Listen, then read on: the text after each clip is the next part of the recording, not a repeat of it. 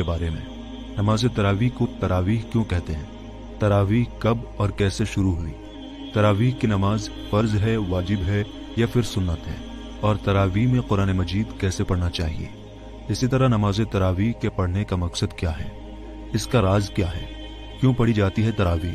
तरावीह पढ़ने और पढ़ाने वाले को किन बातों का ध्यान रखना चाहिए, और क्या औरतों को भी तरावीह पढ़नी चाहिए? अगर आप इन सारी बातों को जानना चाहते हैं तो इस वीडियो को आखिर तक जरूर देखिएगा।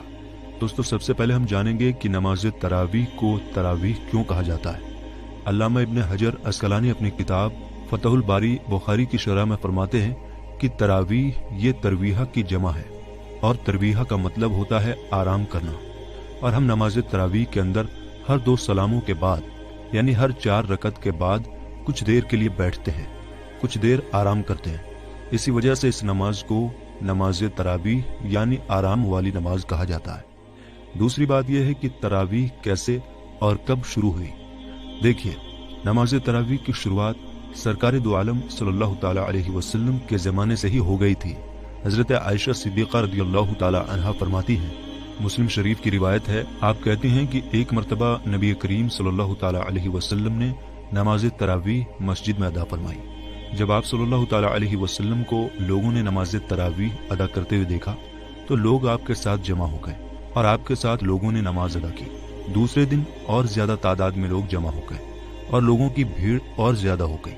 तीसरे या चौथे दिन जब लोग जमा हुए नमाज तरावीह के लिए तो आप सल्लल्लाहु ताला अलैहि वसल्लम मस्जिद में तशरीफ नहीं लाए और आपने सुबह लोगों से कहा कि मैंने देखा था कि तुम किस शौक के साथ नमाज के लिए हाजिर हुए, नमाज तरावीह के लिए, तो मैं इस डर से नहीं आया कि कहीं ऐसा ना हो कि तुम्हारे ऊपर रमजान के अंदर ये नमाज फर्ज हो जाए।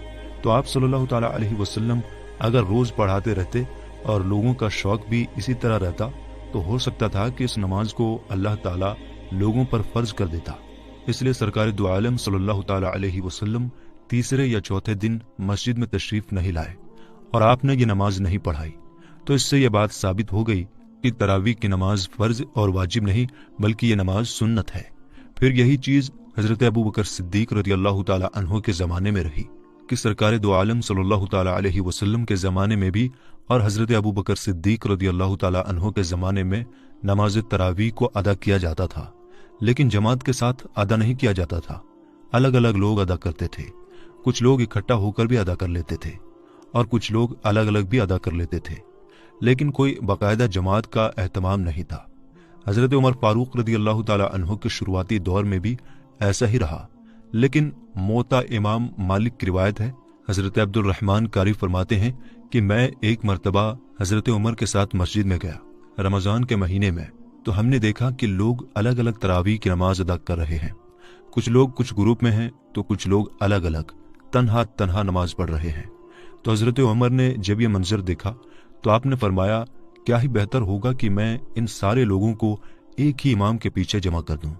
तो फिर हजरत उमर रज़ियल्लाहु ताला अन्हु ने हजरत उबई इब्न काब की इमामत में सारे लोगों को जमा कर दिया और सबको यह हुक्म दे दिया कि सारे लोग आज से उबई इब्न काब के पीछे नमाज पढ़ेंगे। जब दूसरे दिन हजरत उमर तशरीफ ले गए तो आपने फरमाया कि यह कितना अच्छा काम शुरू हो गया। इस तौर पर हजरत उमर के जमाने से फिर नमाज तरावीह जमात के साथ होने लगी और यह सिलसिला फिर शुरू हो गया और हजरत उमर के जमाने से आज तक इसी तरीके से जमात के साथ ये नमाज अदा की जाती है।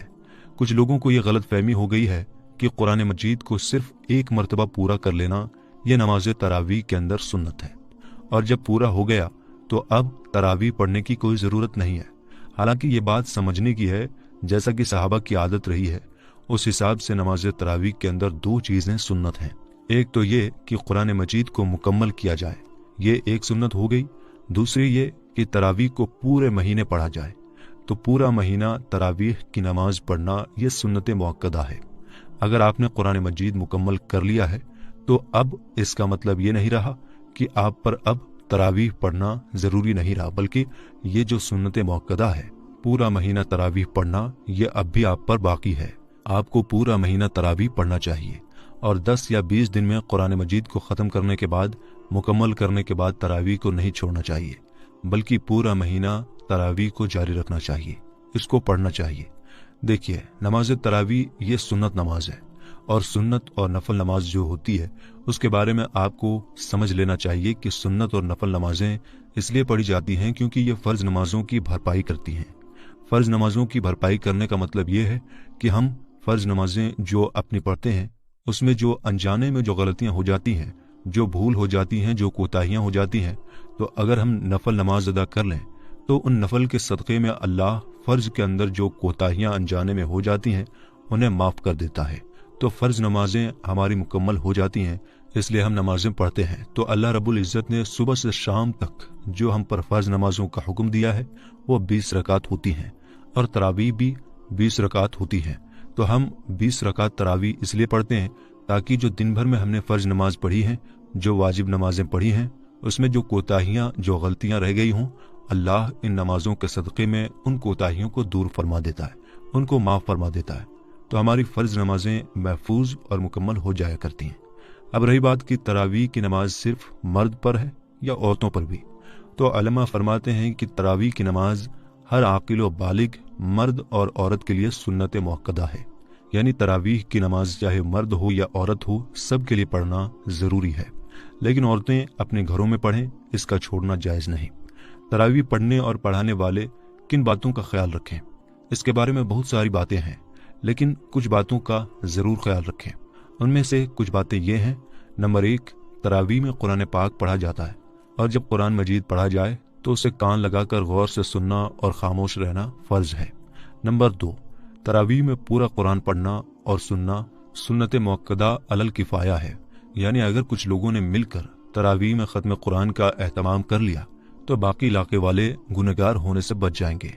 नंबर 3, सलाम फेरने के बाद कुछ लोग सफ़ में बैठे रहते हैं, या खड़े खड़े इधर उधर देखते, या पीछे जाकर बातें करने या बिला वजह पानी पीने वगैरह में मशगूल हो जाते हैं, और जैसे ही इमाम साहब रुकू में जाते हैं तो फौरन आकर नियत बांध लेते हैं। उन्हें ऐसा नहीं करना चाहिए। नंबर 4, इसी तरह कुछ लोग सेहतमंद और तंदुरुस्त होने के बावजूद कुर्सियों में बैठकर, कुछ लोग बाज रकातें खड़े खड़े और बाज ज़मीन पर बैठे बैठे अदा करते हैं। ऐसा भी नहीं करना चाहिए। बगैर किसी दिक्कत व परेशानी के तरावीह बैठकर पढ़ना मकरूह है, बल्कि कुछ फुकाहे कराम के नज़दीक नमाज ही नहीं होती। नंबर 5, कुछ लोग 8 या 10 रकात नमाज तरावीह पढ़कर चले जाते हैं। इस तरह अगरचे वो इतनी रकातों पर तो अमल कर बैठते हैं, लेकिन चूंकि तरावीह की नमाज 20 रकात सुन्नत मुअक्कदा है, इसके छोड़ने की वजह से गुनहगार होते हैं। लिहाजा मुकम्मल 20 रकात नमाज तरावीह पढ़ने की सआदत हासिल कीजिए। नंबर 6, रमज़ान शरीफ में वित्र जमात से पढ़ना अफजल है, मगर जिसने इशा के फ़र्ज बगैर जमात के पढ़े वो वित्र भी अकेला पढ़े। लेकिन अगर किसी ने नमाज इशा जमात से न पढ़ी और वित्र जमात के साथ पढ़ लिए तो भी उसके वित्र के नमाज हो जाएंगे। नंबर 7, तरावी पढ़ाने वाले का हिफ्ज़ कुरान पक्का होना चाहिए। नंबर 8, कुछ हुफ़ाज़ तरावी की शुरू रकातों में बहुत ज़्यादा पढ़ते हैं और आखिरी रकातों में कम। इससे भी लोग ये समझकर कि बाकी रकातें भी इतनी ही बड़ी होंगी और वो अधूरी तरावी छोड़कर चले जाते हैं। लिहाजा हाफिज़ों को चाहिए कि तरावी की हर रकात में एक रुकू पढ़ें। ऐसा करने से रमज़ान की 27वीं रात में कुरान पाक आसानी के साथ मुकम्मल हो जाएगा। नंबर 9, कुछ हाफिज़ ऐसे होते हैं जो माज़अल्लाह दाढ़ी मुड़वाते हैं या एक मुट्ठी से कम कराते हैं। उन्हें भी हरगिज़ इमाम ना बनाया जाए कि उनके पीछे नमाज पढ़ना गुनाह है और उस नमाज को दोबारा पढ़ना वाजिब होता है।